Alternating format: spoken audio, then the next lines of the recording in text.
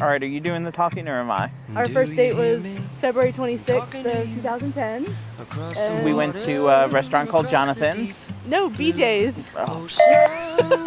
BJ's I think we had said we would meet at 6 o'clock. No, 7:30. 7:30. All right, so we're shooting a video, so even if I'm wrong, like, it's okay to just go with me. So I got to the restaurant an hour early and sat there just so that when she got there, we'd have a table within 5 or 10 minutes. We kind of saw each other, and I think we both kind of did the double take of, is that who I'm supposed to be meeting? I knew it was you, I was just nervous. I got the kind of one-armed, butt-out hug, super awkward. We had what I refer to as our business meeting, which was the two of us talking about everything from politics to religion to children to career goals to everything you could possibly imagine that a relationship would need to talk about. And yeah, all the stuff they tell you not to talk about on the first date. Don't talk about ex-boyfriends, ex-girlfriends, don't talk about children, religion, all of that. We talked about all of it.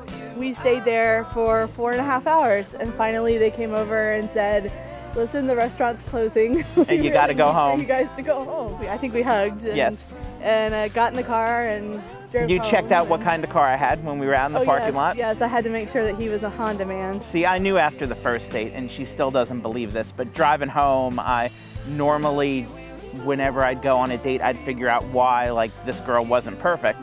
And I'm driving home from the restaurant, and I hadn't thought about it during the date, but I'm driving home, and I'm like, there's nothing wrong with her. Like, this could be the one. Our second date was really fun, though. Went over to his apartment, and he, of course, being a boy, cleaned everything to make sure it was all fine before I got there. I think you told me you went to Walmart and even bought, like, hand towels for the bathroom. We stayed in, and we ate pizza, we made brownies, and we watched the movie, and we sat on the couch, and I kept waiting and waiting and waiting and waiting and waiting for him to kiss me, and he wouldn't do it. And then finally he did. I already knew you were the one. I didn't want to, like, push it that far. I was committed at that point.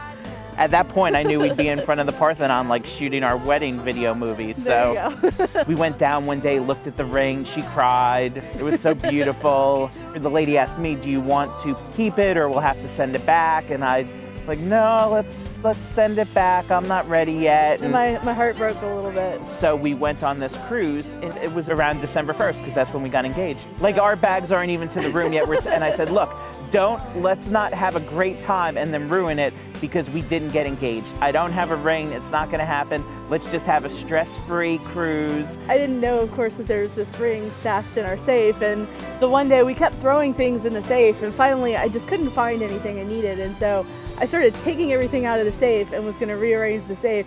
And Pete comes running out and is yelling at me about... Yeah, I had to pick a fight with you to get you, like, away from the safe. Don't do the safe. Stay away from that. And it should have dawned on me. Leave stuff alone. That what was going on. But I was just like, man, he's a little crazy about this. He really likes his passport. The next morning, I'm in my basketball shorts and my Nike t-shirt. She's in her pajamas, a tank top and, like, pajama pants. I had my glasses on. My hair was up in a bun. Yeah, I had on my pajamas. We do not look super pretty or prepared. So I pull the ring out of my pocket and I hold it there. And I'm looking through the viewfinder, so I can't really see a whole lot.